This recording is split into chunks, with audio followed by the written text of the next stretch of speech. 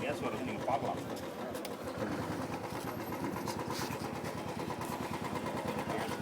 இது அப்படியே எரியக்கூடிய கேஸ் தான்.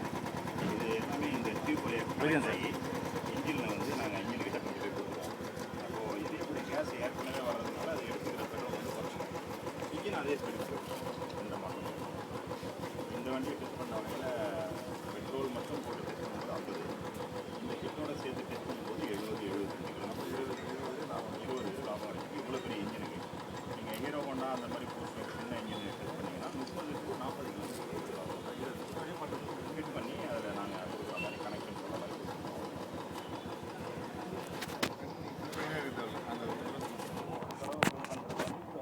பெஸ்ட் ஆகும். ஒரு 15 நாள் 20 நாள் அது தண்ணி கலர் மாறும், லெவல் குறையும். அப்படியே குறைஞ்சதுன்னா இப்போ நம்ம இது எங்களுக்கு உள்ள லெவல் இதுதான். சப்போஸ் ஒரு இன்ச்சு குறைஞ்சதுன்னா அந்த ஒரு இன்ச்சுக்கு தேவையான தண்ணி மட்டும் விட்டால் எங்களுக்கு ப்ரொடக்ஷன் டிஸ்டர்ப் ஆகக்கூடாதுன்னு ஒரு கணக்கு வச்சுருக்கோம். அந்த கணக்குக்கு தண்ணி இருக்கும். அது நல்லா தெரியும். இது வந்து இந்த கிட்ட நாங்கள் டிரான்ஸ்போர்ட்டாக பண்ணதுக்கு காரணமே மாற்றுக்கு தான். சேல்ஸ்னு வரும்போது அது க்ளோஸ் சர்வீஸாக பண்ணுறது.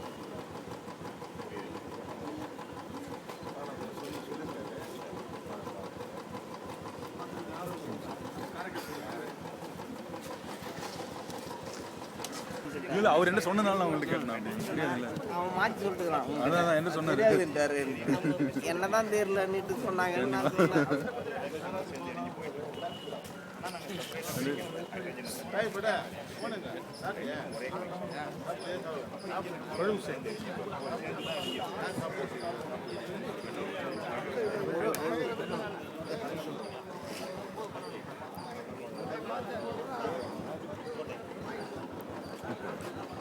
கன்ஸ்ட்ரக்ஷன் ஆகும்போது ஏன் அதை நிப்பாட்டணும்?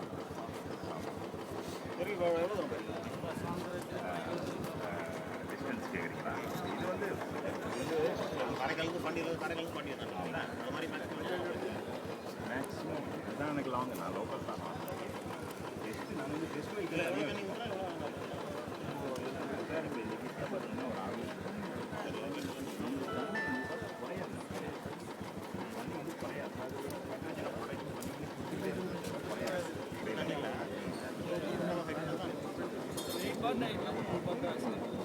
இருக்குது. இப்போ உதாரணத்துக்கு 1 லிட்டரு வாட்டர்னு வச்சுக்கோங்களேன். H2O hydrogen is 2, oxygen is 1. அதனால் வந்து 600 மில்லி ஹைட்ரஜனும் 300 மில்லி ஆக்சிஜனும் இருக்குன்னா அந்த கணக்கு தப்பு. 1 லிட்டர் தண்ணியில் 100 லிட்டருக்கு மேலே ஹைட்ரஜன் வேணும். அப்போ அது குறையாதுங்கிறது தான் கணக்கு. தண்ணி குறையாது. ஒரு வாரத்துக்கு குறையாது. ஒரு இல்லை, ரொம்ப ரொம்ப மினிமமாக இருக்கும். இப்போ உதாரணத்துக்கு 500 கிலோமீட்டர் இந்த வண்டி போகுதுன்னு வச்சுக்கோங்களேன், ஒரு 50 மில்லி தண்ணி குறைஞ்சிருக்கும்.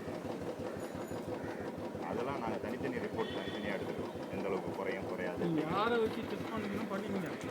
அப்புறம் இது வந்து தரங்கம்பட்டியில் ரிசர்ச் அண்ட் டெவலப்மெண்ட் டெஸ்டிங்னு ஒன்று இருக்குது. இப்போ நான் காரைக்காலில் இருக்குது. நான் என் காரைக்காலில் அங்கே யார்ட்டையும் கேட்டேன். ரிசர்ச்சுக்கும் தப்பாக எடுத்துக்கூடாது. ரிசர்ச்சுக்கும் படிப்புக்கும் சம்மந்தம் இல்லை. இது வேறு, இது வேறு. லேப் டெஸ்ட் பண்ணிட்டு அதெல்லாம் யூஸ் பண்ணிக்கலாம். வச்சுருப்பாங்க, டெஸ்ட் வெஹிக்கிள் வச்சுருப்பாங்க. அது எனக்கு ஈஸியாக இருக்கும். அதனால் ரெடிமேட் கிடைக்குது. நாங்கள் செய்கிறோம். தனித்தனியாக வாங்கி அதை மெஷர்மெண்ட்டுன்னு பார்த்து. இது ஃபைனல் ப்ராடக்ட் சார். நிறைய கிட்டு பண்ணியிருக்காங்க சார் ஆல்ரெடி. நானே பண்ணுறேன். இந்த மாதிரி நிறைய கிட்ட வச்சிருக்காங்க. டிஃப்ரெண்ட் டைப்பில் டிஃப்ரெண்ட் டைப்பாக ட்ரை பண்ணதெல்லாம் இருக்குது. நாங்கள் இது வரைக்கும் ஒரு இதே மாதிரி ஒரு 5-6 டைப்பில் பண்ணியிருக்கோம். ஸ்கொயராக இருக்கும், பாட்டில் மாதிரி இருக்கும். காருக்கு வந்து இன்னும் கொஞ்சம் பெருசாக இருக்கும், அகலமாக இருக்கும். அது வந்து ரோவர்னு ஒரு கார் வச்சுருக்கோம். நம்ம கார் செட் பண்ணி பார்த்தோம். அது வண்டியோடைய சைஸ் பெருசாக போக கிட்டு பெருசாக போகும். ஏன்னா ப்ரொடக்ஷன் நிறையா வேணும் இல்லையா, அப்போ சைஸ் மாறும். இது வந்து புல்லட்டுக்கு போதுமானது. காருக்கு யூஸ் பண்ணலாமா? ஆமாம் ஆமாம் ஆமாம். எந்த இன்ஜினுக்கு வேணால் யூஸ் பண்ணலாம் சார். கான்செப்ட் சேம் தானே.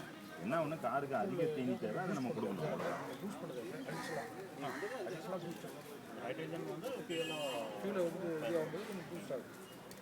அது மெயின் ஃபியூலாக கூட யூஸ் பண்ணலாம் சார். ஆனால் வந்து ஸ்டோர் பண்ணி தான் யூஸ் பண்ண முடியும். ஏன்னா சஃபிஷியண்டாக வந்து ப்ராடக்ட்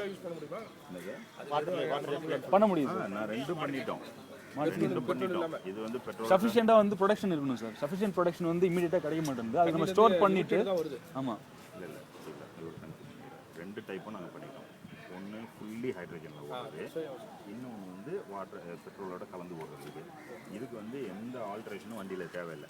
ஜஸ்ட்டு பேட்டரியில் கொண்டு போய் ஒயரை கொடுத்து ஒரு சுவிட்ச் வச்சாலே போதும். இதுக்கு இந்த கிட்டுக்கு நீங்கள் ஃபுல்லி ஹைட்ரஜனில் ஓட்டணும்னா சில ஆல்ட்ரேஷன் இருக்குது.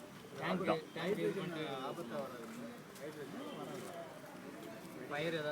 அது வெடிக்கிறது தானே, இன்ஜின் உள்ள போய் வெடிக்குது, வெளியில் எங்கே கேஸ் மாதிரி இல்லை. இது எப்படின்னா இப்போ இங்கே உற்பத்தி ஆன உடனே நம்ம எரிச்சிடும் இல்லையா. நீங்கள் சொல்கிறது வந்து ஒரு விஷயம், கரெக்டான விஷயம்.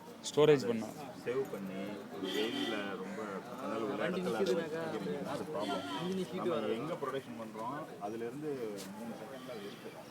எங்கேயுமே அது சேவ் பண்ணப்படலை. அதனால அந்த ஆப்பர்ச்சுனிட்டி பாயிண்ட் வந்து கரெக்டாக இப்படி வருது. தண்ணியிலேருந்து ஹைட்ரஜனை பிரித்து எடுத்து, ஹைட்ரஜன் வந்து ஃபியூல் தானே சார், அது ஹைட்ரஜனை வந்து கார்பரேட்டில் கொடுத்து அப்படியே எரிபொருளோட ஸ்பீடு ஃபுல் அண்ட் ஃபுல் ஹைட்ரஜனில் தண்ணியிலே ஓட வைக்க முடியும். ஆனால் அது வந்து நம்ம ஸ்டோர் பண்ணணும். ஹைட்ரஜன் ரெண்டு மிக்ஸ் பண்ணி ஓடுது. இப்போ ரெண்டு மிக்ஸ் பண்ணி ஓடுது. அதுதான் இப்போ டெஸ்ட் வைக்கலாம். நாங்கள் தண்ணியும் ப்ராப்ளம் வந்தால் எங்களோட ப்ராப்ளம் நிற்கும். படம் தண்ணி ஆன்சர் பண்ணிட்டு தான் பப்ளிக் கிட்ட போக முடியும். ஆர்டினரி பேர் 50 70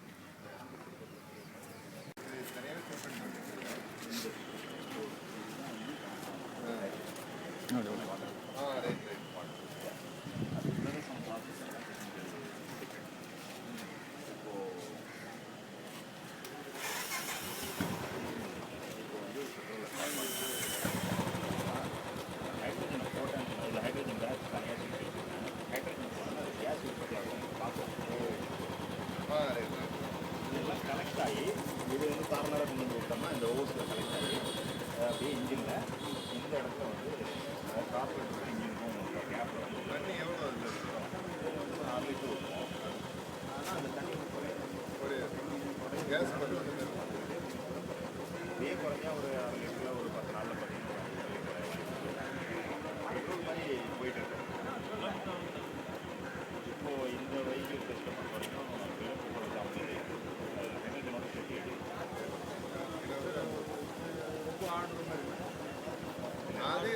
புல்லட்டுடைய